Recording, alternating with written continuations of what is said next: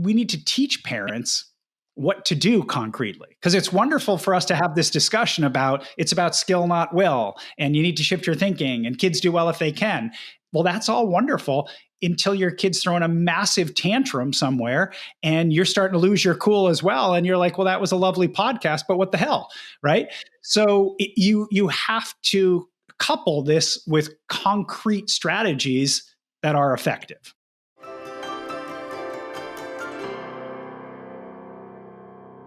Most of us were taught that when kids misbehave, it's because they're not trying hard enough.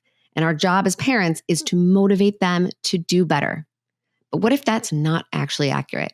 What if challenging behavior is less about willpower and more about lagging skills the kids have not yet developed? I am so excited to be joined this week by Dr. Stuart Ablon, an award-winning psychologist, a professor at Harvard Medical School, and the founder and director of Think Kids at Mass General Hospital. He is one of the world's leading experts on challenging behavior and the author of several books, including Changeable: How Collaborative Problem Solving Changes Lives at Home, at School, and at Work. In our conversation, we explore why building secure attachment and emotional regulation begins with how we respond to our children. We talk about how collaborative problem solving can reduce power struggles and strengthen relationships, and the simple steps you can take to put this approach into practice so your kids develop the skills they need to truly thrive. And I'm thrilled to share that Dr. Ablon and his team have created a free online course for parents and caregivers that walks you through collaborative problem solving.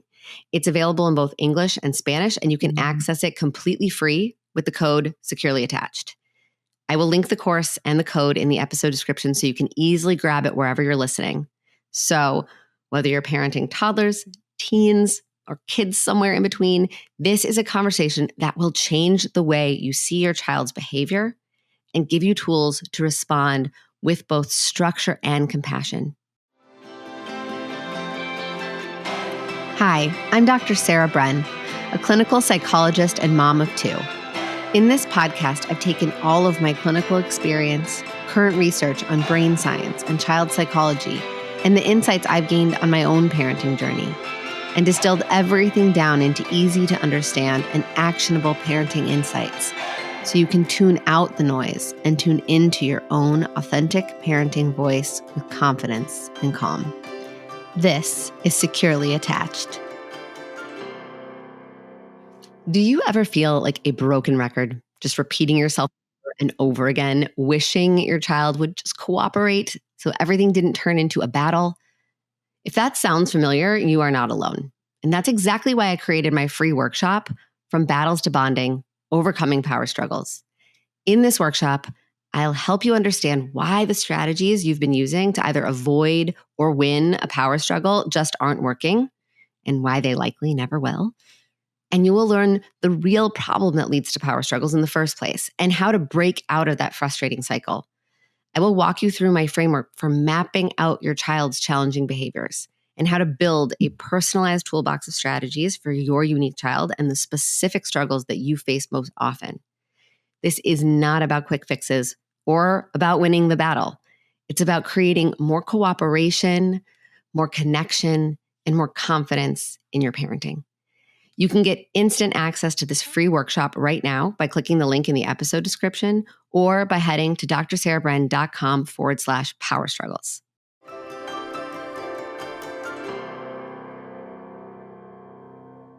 Hello, everyone. Welcome back. I am so thrilled. We have Dr. Stuart Ablon on today. Thank you so much for coming on. My pleasure. Thanks so much for having me. It's great to be here. I'm very excited for this conversation. You do a lot of work with families that really, they live in a very special place in my heart, in my work. So I really like, anybody who's dedicating their life to working with those kids that are so often misunderstood feels like just a kindred spirit to me. So I'm very, very excited to hear all that you have to share today. For people who aren't so familiar with your work or don't know about the work you've done with collaborative problem solving and, building skills for kids, can you tell people a little bit about how you got into this work and kind of some of the things that you've kind of developed along the way. Yeah, sure. Absolutely. So I think, I got into this work probably very early on, even as early as high school, to be frank, when I had an internship working as a direct care staff member on inpatient psychiatry unit with kids who were hospitalized because they were either at risk of harming themselves or someone else. And I had absolutely no idea what I was doing. I was a senior in high school. I was thrown in the middle of this chaos there. And I was really struck by both how out of control the kids were and how much we relied on trying to motivate them to sort of pull it together, and how these two things didn't quite jibe for me, that these kids were in incredible pain. And if anybody was motivated to sort of get out of this unit and have their life going better, it would be these kids. And so why were we spending all this time trying to motivate them to behave better? And weren't we missing something? I went to college, went to graduate school, and I had the good fortune in graduate school of sort of a split life, where on the one hand, I worked with kids with what we call externalizing disorders or challenging behaviors. But on the other part of my existence in graduate school, I was studying therapy, different forms of therapy, and what type of therapy worked for what type of situation and what the sort of active ingredients in therapy were. And I spent all this time analyzing recordings of therapy sessions. It was fascinating for a while. But really what it came down to at the end of the day was that there was only one really sort of consistent predictor of therapy going well and being effective. And that was the degree of helping relationship between the therapist and the client. And this has been shown by tons of research at this point. There's only one reliable predictor of helping people to change. It's the degree of relationship between helper and helpee.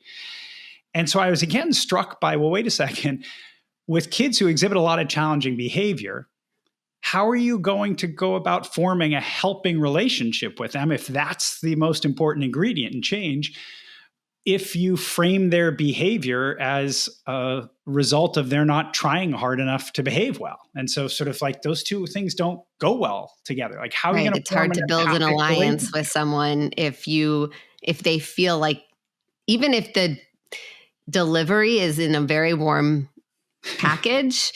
That's right. If they feel like you're judging them. Yeah. Well, it's not. You're a clinician, right? We know when you say the word alliance, a therapeutic alliance is something that's born of empathy and a lack of judgment. So you can't build that relationship when you are looking at a kid's behavior through a lens of judgment and blame. So all of this was happening in the background for me. And then I was very fortunate to come back to Massachusetts General Hospital, where I had worked as a research assistant for my training, my postdoctoral training. And I met a guy by the name of Dr. Ross Green, and we started a collaboration that spanned a decade or so. And he was writing a book called The Explosive Child at that point. And really, he was coming at it from a different lens, which was a neuropsychological lens, which was all this information that was coming out, all this research that showed that kids who exhibit challenging behavior struggle with all kinds of neuropsychologic skills, neuropsychologically based skills. And so you put those things together, and all of a sudden you have the beginnings of what then was developed into an approach that we named collaborative problem solving. And I'm sure we're going to get into the details of exactly what that is together. Yes. I think that's so cool to hear that part of the story. And I don't think I realized, I'd never heard you talk about this like early experience and the early kind of graduate school experience of like this parallel of both working in a system that was operating off of a pretty behaviorism heavy model, while studying psychological treatments that were probably more relational in nature. Yes. And like just personally, like I remember, I'm very similar to my experience. Like I was in grad school. I was working at Mount Sinai Beth Israel, and I was doing research for the Brief Psychotherapy Research Project, looking at different types of therapy relationships, and the variable that always predicted outcome was therapeutic alliance. Yes. So I'm like, yes, we found the exact same thing. Yes. But then I was in like trainings where they were teaching us all these like behavior management skills. Correct. And I was like, these things don't go together. Exactly. Yeah, you can't build a therapeutic alliance when the tools you are using are based all upon power and control, to be really blunt. And we're talking clinically now, but for parents, it's the same thing. I mean, it's, whether you're a parent or a teacher, you're trying to develop a helping relationship with your child or with your student. And that's really hard to do if you're trying to control their behavior by leveraging the power differential that you have.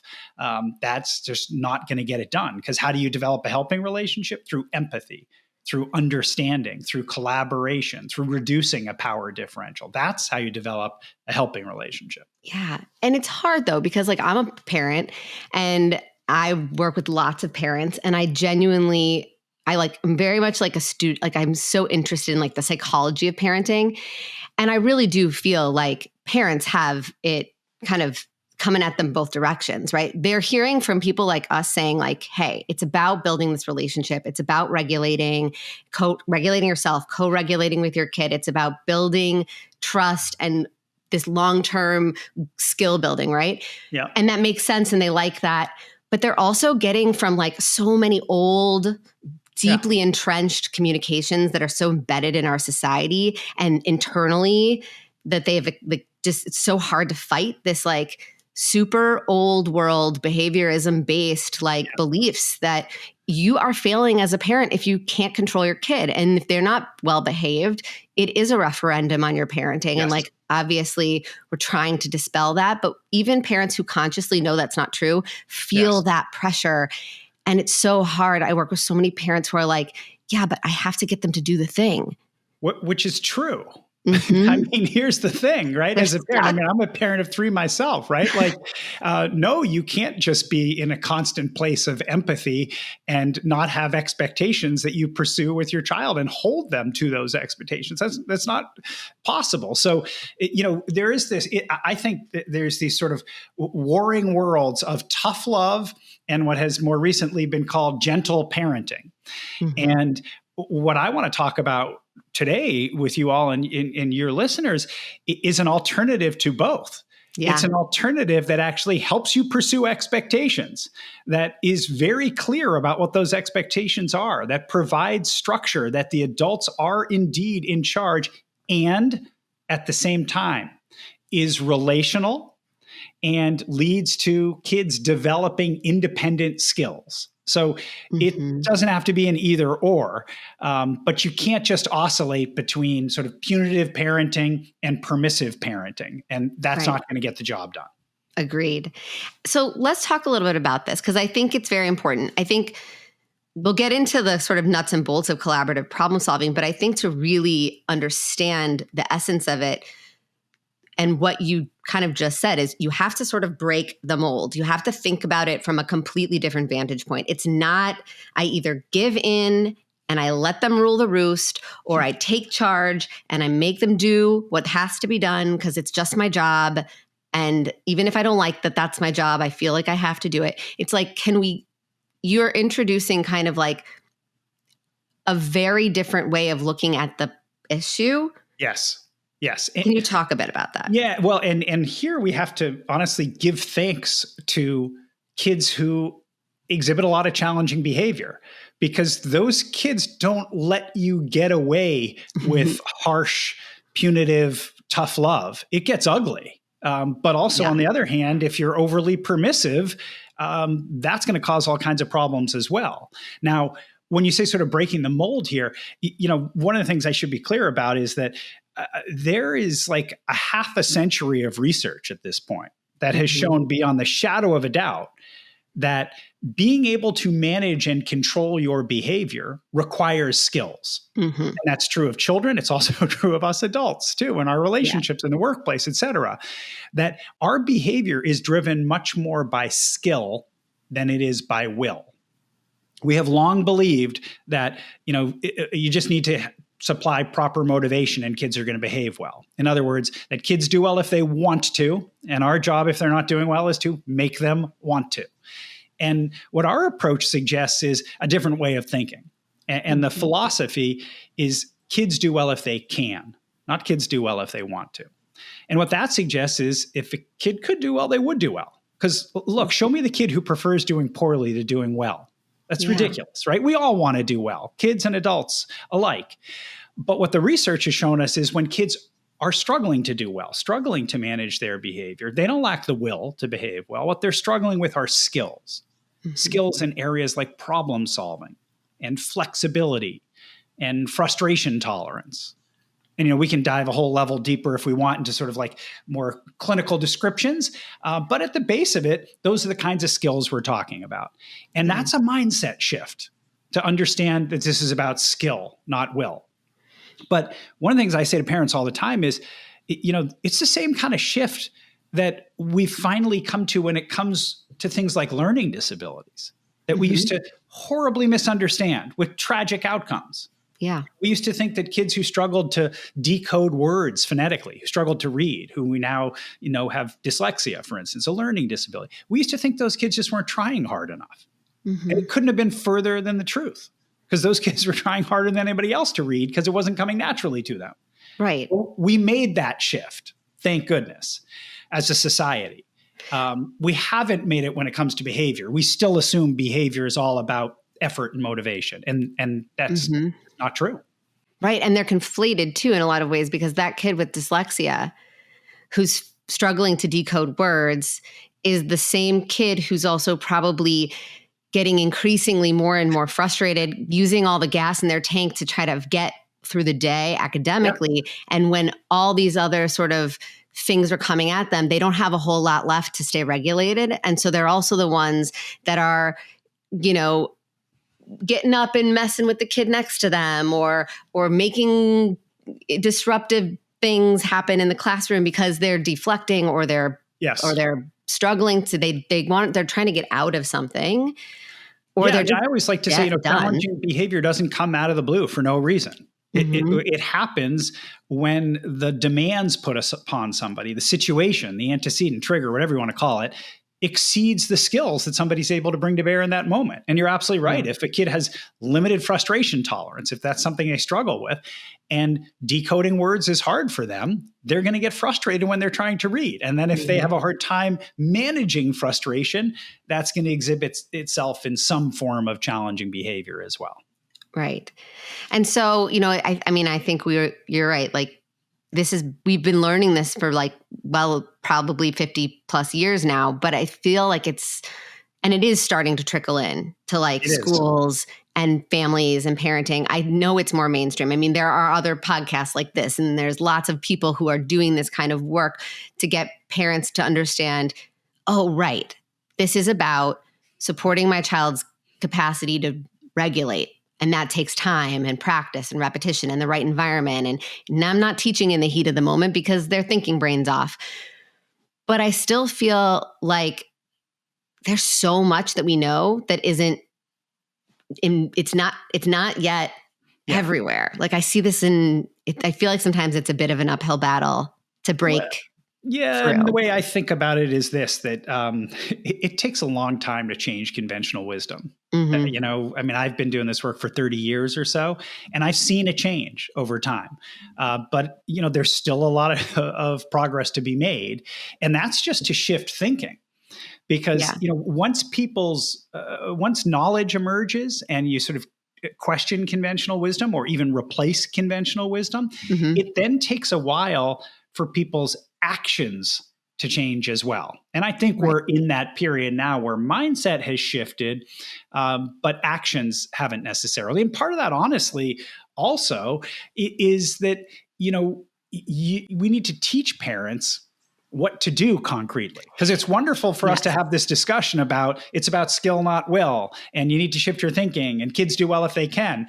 Well, that's all wonderful until your kid's throwing a massive tantrum somewhere and you're starting to lose your cool as well. And you're like, well, that was a lovely podcast, but what the hell, right? Right. So you have to couple this with concrete strategies that are effective. And Yes. I'm a researcher and a clinician. So when I say, strategies that are effective, they're strategies that don't just sound good, but have been studied and Mhm. have been shown to be effective with very challenging kids, which, being a part of a teaching hospital, we study everything we do to try to make sure that this approach that we're teaching is actually effective for people. Yeah. And that's a really good segue into kind of let's concretize this, because I think we have a pretty self-selecting audience here who are saying, I already kind of buy into this. You don't have to convince me. Right. But actually, like, how do I really actually make it happen in real life? Because I can talk about this stuff. I can guide parents and families and help create individualized plans in my practice. And I also, in the moment with my own kids, am like coercing and threatening and losing my cool. It happens. You have to like really practice this a lot to be able to use it in the hot moments, because we get hot too. Of course, we're human, right? And one thing we know about that word you used before, which is sort of regulation or dysregulation, is they're both contagious. Yep. Right. So if a kid is getting dysregulated, the adult's going to go right there with them. Now, conversely, the challenge is if we as adults, as parents, can stay regulated, that's contagious too. And that can help our kids stay regulated. And ultimately, that's how, this sort of term of co-regulation, that's how kids learn to regulate themselves eventually. Mm-hmm. Yeah. How can I share my calm nervous system with you? I have to first get in touch with it, turn it on. And actually, let's be clear before we get real concrete with folks here. The mindset that we've been talking about, kids do well if they can. My kid's not pushing my buttons. My kid is trying their best to manage the situation at hand with the skills they have. That mindset, this is about skill, not will, actually helps us parents stay regulated, because then you're not taking it personally. Then you're not feeling like, there they go, disrespecting me again, trying to push my buttons. You don't get into the same power struggle if you approach this from an empathic vantage point. So that gives you a head start on regulation. But again, now you need some concrete actions to take.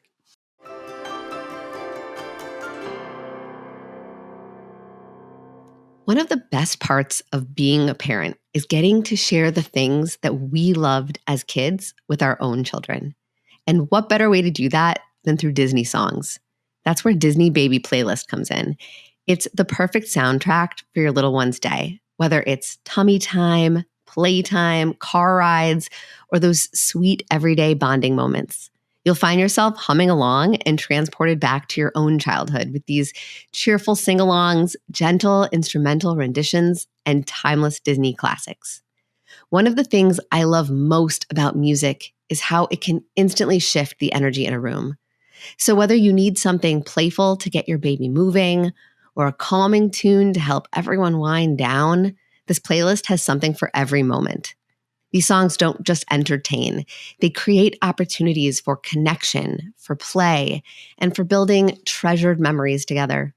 And as parents, it's such a joy to hear those familiar tunes again while watching our little ones light up as they discover them for the very first time.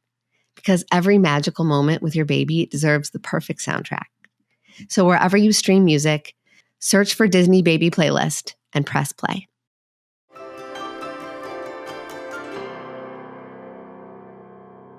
So can you walk us through collaborative problem solving, or maybe even like what would in a moment where you might have to pull that out of your toolbox, what are like the pre-steps? Like how will you know, okay, this is an opportunity? Well, so the first thing on a very basic level that we teach all parents is, pick any problem you have that occurs, any expectation a kid's not meeting, anything they're doing you don't want them to do or not doing you want them to do, any age, right? You at the end of the day, you only have three options. And in our approach, we call these your three plans. We call them Plan A, Plan B, and Plan C. Okay. We call it Plan A when you try to impose your will to make your child do what you want them to do. We call it Plan B when you try to collaborate with your child to solve the problem at hand. And we call it Plan C when you decide, you know what, I'm going to drop it for now. I'm going to drop my expectation, or I'm just going to solve this the way my child wants it solved. Not forever, but for now. Um, and those are the only three options you have at the end of the day. So we just like to equip parents with that framework so that you can be mindful of, all right, in any given situation, I've got three options. And they achieve different goals, right? Like plan A, you want to try to impose your will? Well, first of all, sometimes you can't. But even if you can, it may get ugly on you. But there might be times where you're saying that's my only choice, or that's what I'm choosing to do. And I'm prioritizing getting my expectation met come hell or high water. Now, if I flip to the other side of things, plan C, what I call dropping an expectation, well, you might choose to do that just to avoid an escalation, just to calm things down for now. Maybe it's a case of timing. This isn't the time to try to work on this problem, so I'm just going to try to diffuse it for now, okay? And by the way, important clarification, using plan C strategically as a parent is not giving in. Okay. Giving in is actually when you try to impose your will usually, and you can't pull it off. And so you bail. Okay. In other words, failed plan A leading to bailing, you could call giving in. But using plan C strategically, proactively, you're in charge still. You're not giving in. You're making a mindful decision. Okay. But that's not going to solve the problem. Problem's going to be back to greet you another time. You're not getting your expectations met. So again, there's times to use it. But it has its limitations, just like plan A. And you can probably guess plan B is the thing that we spend most of our time teaching people how to do. And it is not the average of A and C. Okay. It is trying to pursue your expectations aggressively, so you're not dropping them, but in a way that keeps the kid calm at the same time and has two additional benefits that neither plan A nor plan C has. And that is building skills and building relationship. So you're not just trying to solve the problem and decrease the challenging behavior. You are simultaneously building skills and relationship. And so we teach people, those are the three options. Pick any problem. You got those three, A, B, C. What are your goals? What are you trying to accomplish? And if you're trying to use plan B because you want to solve this problem once and for all, you want to decrease the challenging behavior, but you also want to build relationship and skills, well, then we'll walk you through what those three steps look like. Because most people have an idea of using collaborative problem solving with parents to learn how to do collaborative problem solving. Yes. Well, look, the last thing I want to be accused of is trying to impose collaborative problem solving on people. I found many times in my career, I found this early on, by the way, that trying to use plan A to get people to use plan B does not work very well. It is awfully ironic. It's so funny because I find like a lot of times I will have one parent who's like so ready for plan B. And then I have another parent who's like, I am really ambivalent about letting go of plan A in either form, right? I'm holding on to plan A hard, or I'm very ambivalent about using plan A, so I bail a lot. Yeah. Right. And if I really were to switch my strategy, that means like I would have to deal with conflict, and I'm not ready yet. And so I usually have one parent who needs a little bit more support in getting to a place where they're ready to go into a collaborative problem solving approach. And when they get there, if they get there on their own, because if I just say that you have to do this, if the other parent is like, you have to do this. Yeah. And I side with that parent, like it never works. No. Ever. It never works. See the magic on their own. The person who is holding out sticking with some plan A or some plan C, they have a good reason. I mean, this is another guiding philosophy of mine, is that even if I don't like how somebody is handling something, I remind myself they always have a good reason for why they're handling it that way. And that's what I need to understand. Yeah. And most two-parent households, by the way, what I see is what I call the AC split, which is one parent does a lot of A and one parent does a lot of C. And to be honest, they're both pissed at each other. Yes. I talk about this a lot because I say those parents are holding up one end of the house and they're terrified to let go because they're afraid if I step in one step towards the middle, this whole side of the house is going to collapse because you're not helping me hold it up. And so it's like you both have to do both. Yeah. I mean, the plan A parent is like, hey, somebody's got to hold this kid accountable. And the plan C parent is like, somebody's got to keep our house calm here. And they're both right. And so what I'm trying to help them see is maybe there's a way those don't have to come at odds. Maybe it's not a choice of holding a kid accountable or keeping them calm. Maybe you can do both at the same time. But to your point, that requires work from both people in that scenario. Yeah. And most parents, I think, when invited to that conversation, again, like, and I know we keep burying the lead, we will tell you how to do collaborative problem solving. But like when you approach that sort of split with this kind of like, okay, you have needs, you have reasons for this. Let me understand them. What are your concerns? How do we problem solve for those?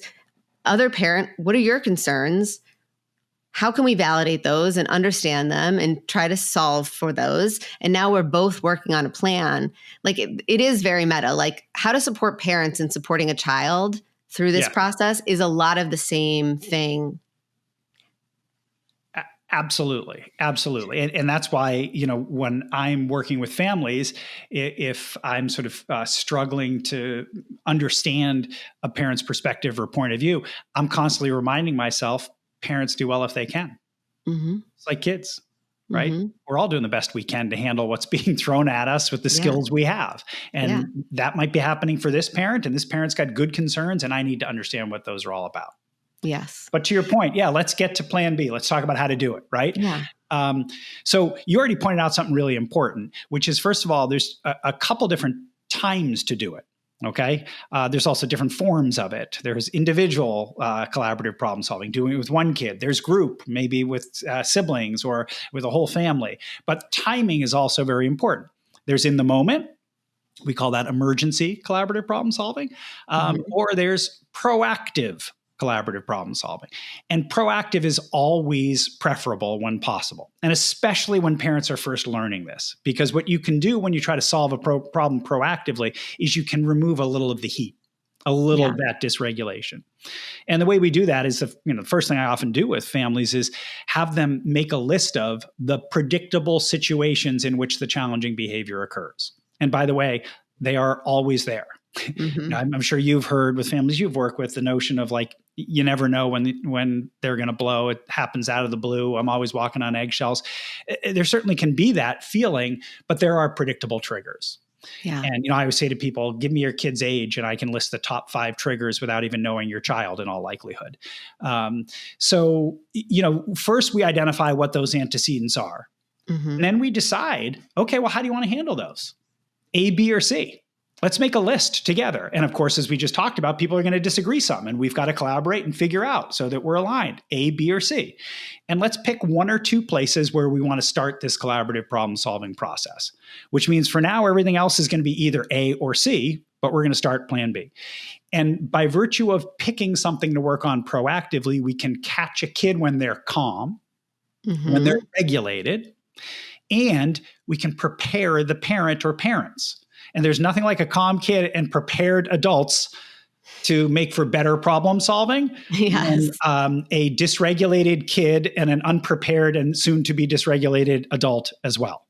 So pick our spots to begin with.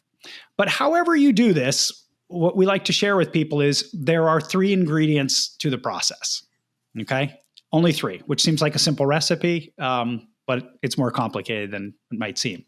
The first ingredient we call the empathy ingredient.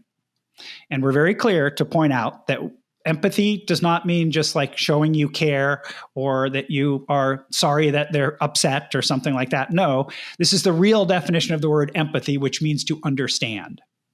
So in the first ingredient, we teach parents to work hard to understand their child's concern or perspective or point of view about whatever problem they're trying to solve. Or it might be just what's hard about the situation that you're trying to work on together. And we teach very concrete ways for parents to become detectives, to sort of drill down and try to patiently understand what their child's perspective is. You can imagine this goes a lot better proactively than in the heat of the moment. Right. Because also I could see a kid in the heat of the moment kind of jumping around like, this is the problem. No, this is the problem. No, this is because they're really just trying to say, I'm mad. Nothing feels good. Yes. And so the logic, this requires some like prefrontal cortex thinking brain activation. Like they need to be able to have some degree of like, let's put this in order. Let's understand what happened. Let me see Yes. it from your perspective. That's not So- available in the Yeah, heat so of the here's moment. the interesting thing. So I totally agree. And here's the interesting thing. People often think, so you really can't do collaborative problem solving until a kid is calm and accessible so that you can talk to their frontal lobe. But that's not actually quite accurate because people often forget that one of the most powerful human regulators we have is empathy. Being listened to, being heard, being understood is one of the most regulating things for us humans.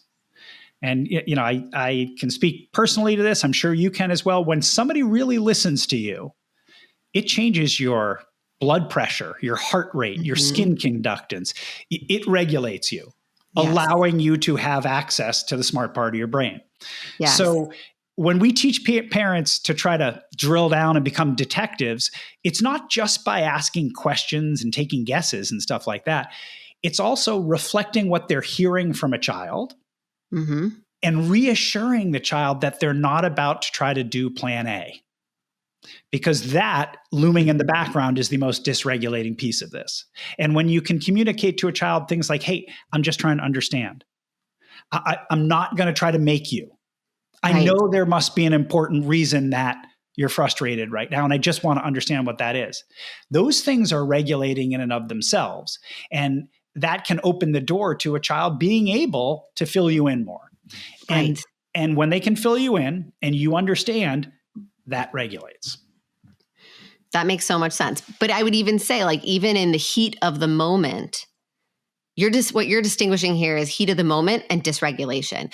In the heat of the moment, if a child is dysregulated, we're not going to get very far. But you can regulate even in the heat of the moment. Absolutely. Absolutely. And sometimes we miss opportunities. You know, I say to people, we've studied this. I spent about 5 years studying this of like what makes for good empathy in this first ingredient that we're talking about now. And it came down to 4 things. It came down to questions, guesses, reflective listening. In other words, reflecting back what you're hearing from your child, and reassurance. And I can tell you one of the biggest missed opportunities in the heat of the moment is people think they don't have anything to reflect. But a kid may be yelling something like, I hate you. Why are you making me do this? That's something to reflect right there. You could say something like, okay, sounds like this feels really stupid that I'm making you do this right now. And maybe I don't need to make you do this right now. Let me understand. I said, I hate you. You're feeling like you hate me right now. I hear you. And it's because you're saying this is super stupid right now. And I want to understand what's stupid about it. That reflective listening and some curiosity and questions, that can regulate and bring the heat of the moment back down to sort of a reasonable place where the conversation can proceed.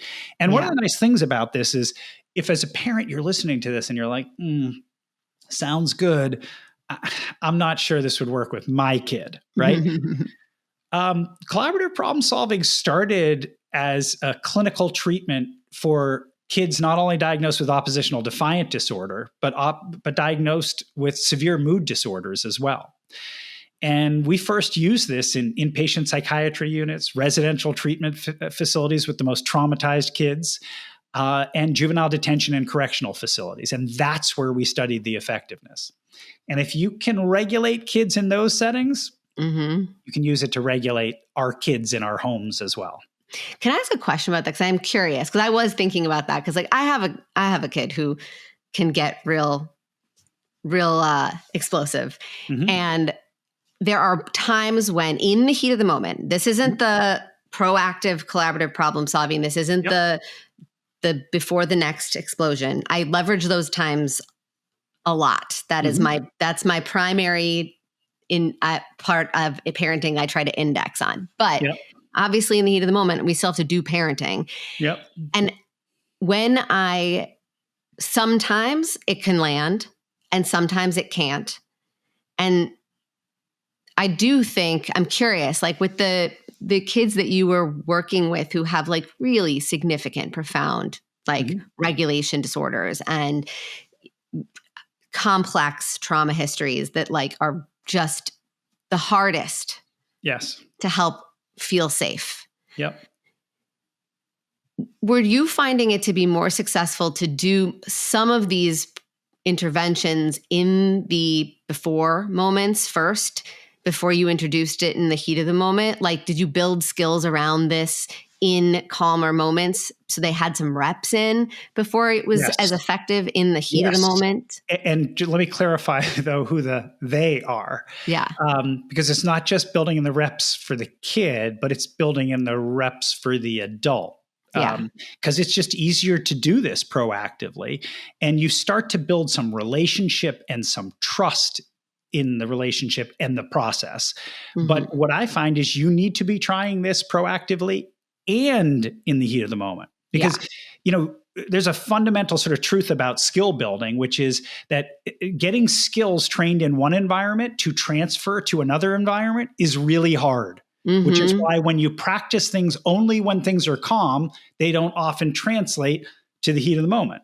And that there's basic principles of neuroplasticity, how our brains change, that actually explain this. But what does that mean? It means if you want to teach a child how to manage their emotions, for instance, emotion regulation skills in the heat of the moment, you need to practice in the heat of the moment. So you've got to do some of both. But I guess what I'm trying to say is even with some of the most traumatized kids with severe lagging skills in these areas, we've been able to show that in the heat of the moment, aggressively targeted tactical empathy can reduce regulation enough that thinking can rise more to the fore, and then you can proceed with the process. And when I say proceed with the process, I mean go beyond the first ingredient. Yeah, so we've talked a lot about empathy, and I'm sure people will have more questions and we'll get into it. But this next step, you've set this foundation, you've allowed the child to feel seen and safe enough to let down a little bit of this heat and lean in because they feel safe enough to lean in. Yep. What's the next step? Well, so if you've got their concern on the table, it's now time to move to the second ingredient, which is where you put your concern or perspective or point of view on the table. What it is as a parent you're worried about. In other words, why you're bringing this up in the first place. Because if you didn't have a concern at all, you should be using plan C. But you've got a concern. And what distinguishes plan B from plan A is instead of you imposing a solution that satisfies or addresses your concern, you're raising your concern alongside your child's. You've clarified theirs. Now you raise yours. Right. Okay? So in the example you were giving before where this kid is like, I hate you. Don't make me do this. This is stupid. And you're the empathy piece, the knowing, the identifying and validating their concerns that they're bringing up and putting them on the table. You think this is stupid. You don't see any reason why I should be making you do this. And you'll want to gather more information about why they think that's the case. And only once you've done that, now it's time for you to raise your concern about if you think there's an important reason that you're having them pursue this in the first place. Yeah. And the reason I'm doing this with my hands here, Sarah, is that this is how you know what plan you're using. Because if you only have one set of concerns on the table and it's the adults, you're headed right for plan A. Got it. But if you only have one set and it's the child's, you're headed right for plan C. When you know you're doing plan B is you must have both concerns on the table. And there's a reason we start with the kid's concern, because we regulate them first. If you start with your concern, it's going to smell like plan A and they're going to get dysregulated. Start with their concern, regulate them, share yours. And by the way, don't expect them to say, oh, wow, thank God. I was really hoping that you would fill me in on your concern and thrilled that you have one as well. I'm eager to take it into account. No, they're going to think a second you raise a concern that maybe you're going to default to plan A. And so they may get dysregulated again. And you'll just go right back and re-regulate them by saying, whoa, hold on a second. Here's what you told me. I heard you. And I just have a concern too. And when they're with you and you have two sets of concerns at the table, then and only then do you move to the last ingredient, the third one, which is where you invite them to problem solve with you. Okay. It's where you ask them to collaborate. You're going to brainstorm potential solutions. And what kind of solutions? Solutions that work for both parties. Not just them or not just you. It's not collaborative problem solving just because you invited them to the table to work on a problem together. Collaborative problem solving is inviting them to work together on a problem and solve it in a mutually satisfactory way. Mm-hmm. And that's going to take some brainstorming. And Yeah. the thing I always tell parents is give your kid first crack at it. Because if you're trying to help them build skills, don't just show them how to do it and hope they watch and sort of, it's like you wouldn't teach a kid how to ride a bike by just watching you ride around on one and then say, here, now you do it. Mm-hmm. No, they have to get up on the bike. So you're going to say, so what do you think? Do you have any ideas for how we could solve this so that it works for both of us? Because here's what you said and here's what I said. Give them first crack at it. And by the way, they're either going to have a good idea, a bad idea, or no ideas. And depending on what you hear, there's a different direction you can go in with each of those. So maybe walk us through that. Like because how do we stress test this with parents, right? You've got a kid who is really frustrated, really entrenched in, their whatever's made them upset. Maybe this is a kid who isn't particularly flexible in their thinking. We're talking about those like lagging skills, right? Cognitive flexibility, low. Frustration tolerance, low. Perspective taking, low. Emotion regulation, low. So all these things are challenging for them. You've gotten them to the table. They feel enough of a sense of empathy and safety from you that they're willing to say, I don't like that you did this and I don't want to do this thing. But you say, okay, got that. I'm a little concerned about this piece of it. Let's say homework, for example. I'm just trying to think, like, it might be easier to like visualize It's going to be much easier for you. You've got like an 8-year-old has to get some homework done. It's not an area that they're particularly interested in or feel confident and competent in. They want to avoid it. They get very frustrated. And you've been having just fights about getting home and doing some homework all the time. You've tried leveraging the sticker chart. It worked for a couple weeks and then it failed. And then now you're just back at fighting. Mm-hmm. You finally come to a head and you're like, this isn't working. This strategy of me just trying to make you do this and us fighting all night long, it's no fun. I don't want to do this. You don't want to do this. Help me understand. This doesn't feel so easy for you to come home and do homework right away. Like, so that's going to be what's most important, is trying to gather information about what do you think it is? And by the way, you're a detective here. You can use educated guessing. So do you think it is that, and some kids, by the way, will have excellent communication skills and may be able to tell you right away, but others not. It's one of their lagging skills. And so you might have to do a lot of guessing. It might be, do you think it's that you've spent all day in school working really hard and you're so excited to get home and not have to do all that stuff? And then here I am saying, okay, basically go back to school. And you're just like, oh God, I need a break. Or do you think it is that actually, even if you had a break, when you get down to doing it, it's really hard to get started and to know what to do. So you're just like, I don't want to do this because I don't know how to do it. Or do you think it's some of both? And, so this is you being a detective, and the whole thing is going to hinge on identifying what their perspective and their concern is to be able to craft a reasonable solution to the problem. Because, if it's the kid needs a break before having to go back to school by doing homework, that's going to sort of send you down the road of certain solutions. Whereas if it doesn't matter when they do it, they have a hard time without the scaffolding of the classroom and the teacher getting going. That it's going to need to be a totally different range of solutions. Right. That actually makes me think of a really important piece of this, which is, yes, we want to show our children that we can empathize with their position. And that's super important for having them feel like they can come to the table and collaboratively problem solve with us. But also, they know better than us what the problem is. Yes. And if we are constantly focused on what the solution should be to the behavior, to make the behavior stop, like do the homework or, whatever, clean your room or don't hit your sibling, whatever it is, like we've missed a lot of the kind of keys, like the clues that will help us determine what the solution should be. Yes.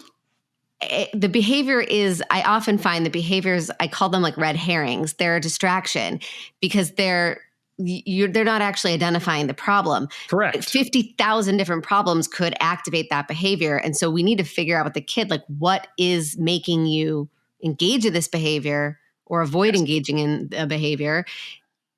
And they actually are the best people to tell us. Yes, but they're only going to tell us if they have the skills to be able to do so, and if they trust that telling us is actually going to lead them somewhere. I've worked with so many kids who feel like this is a futile exercise. We've been through plan A 1 billion times. Why would I want to fill you in on what's going on with me when you're just going to end up trying to force me to do this in the end? And I have great empathy for when kids sort of feel like this is not really worth it.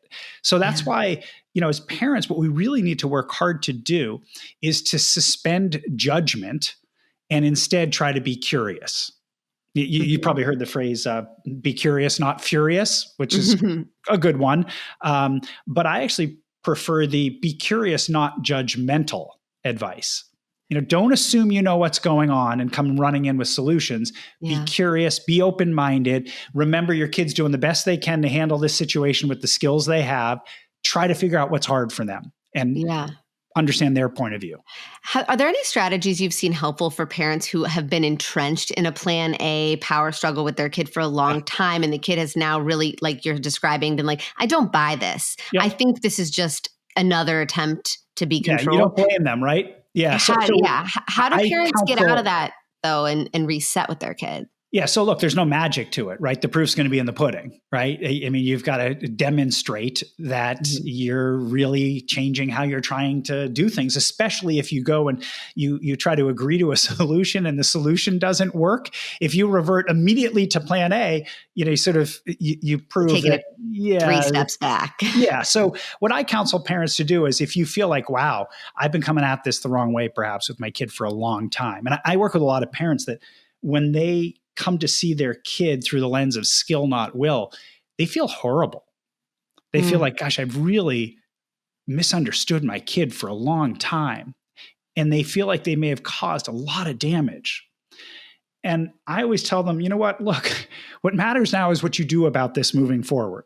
And the first thing you can do is you can have a conversation with your kid where you explain what you just explained to me, where you can say to them, you know what, I've been trying to force you to do things because I thought you just weren't trying hard enough. And I think I was completely wrong about that. Or at least I'm open to the fact that I was wrong about that. And I feel really bad about it.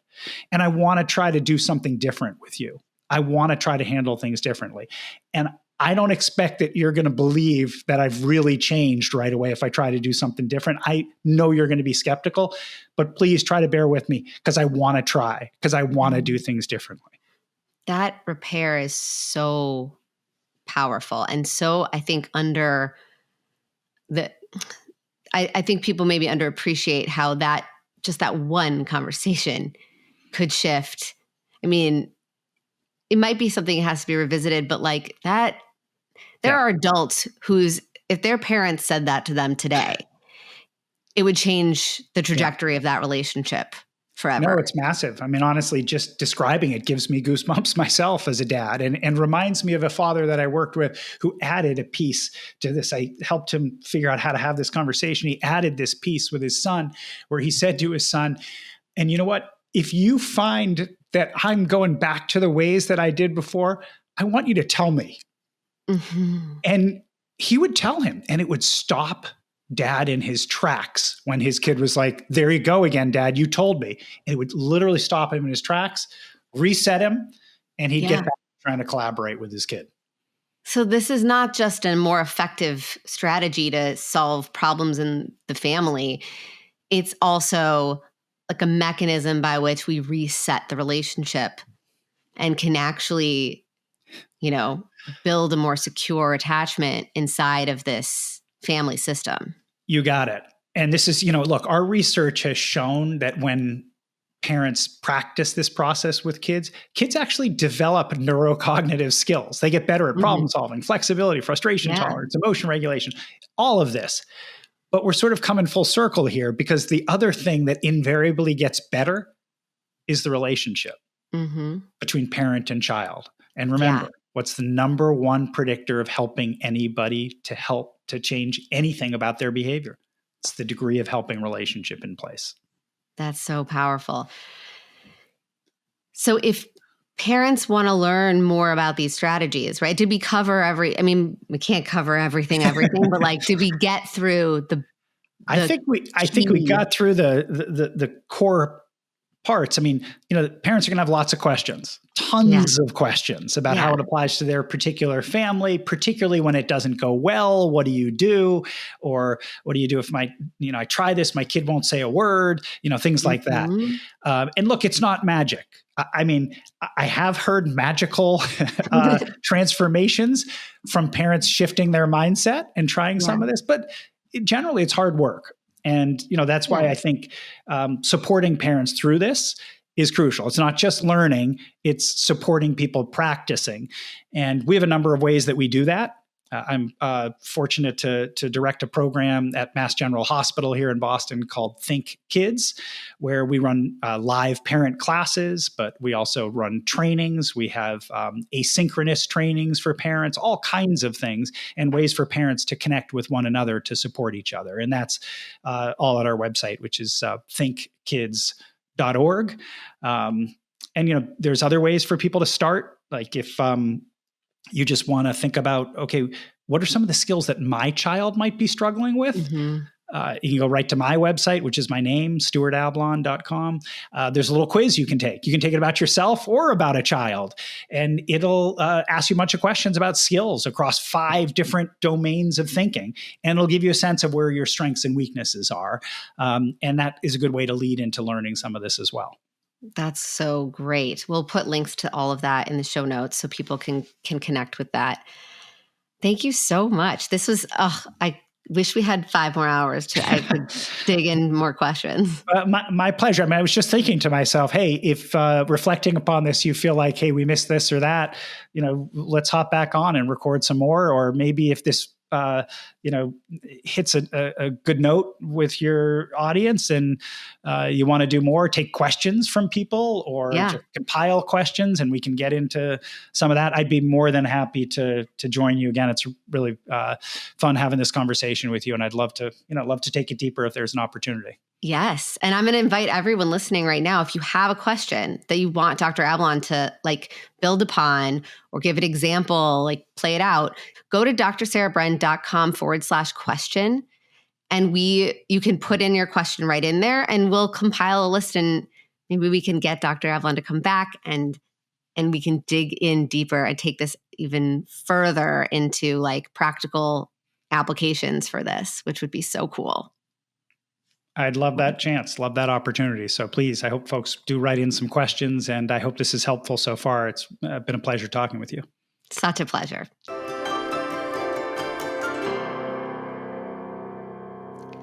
Thanks so much for listening to this episode of Securely Attached. Don't forget, you can take Dr. Ablon's course for parents and caregivers on collaborative problem solving in both English and Spanish for free by using the code Securely Attached. Just go to the episode description wherever you're streaming to get the link and the code for that.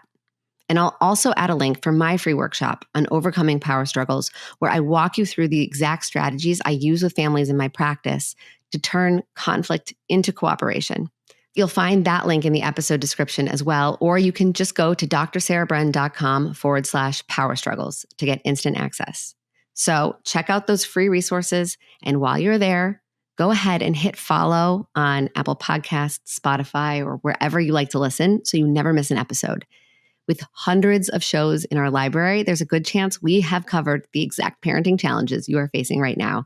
And following the show is one of the best ways that you can support the podcast, and it allows me to keep creating free resources like these for parents just like you. I will see you back here next week. And until then, don't be a stranger.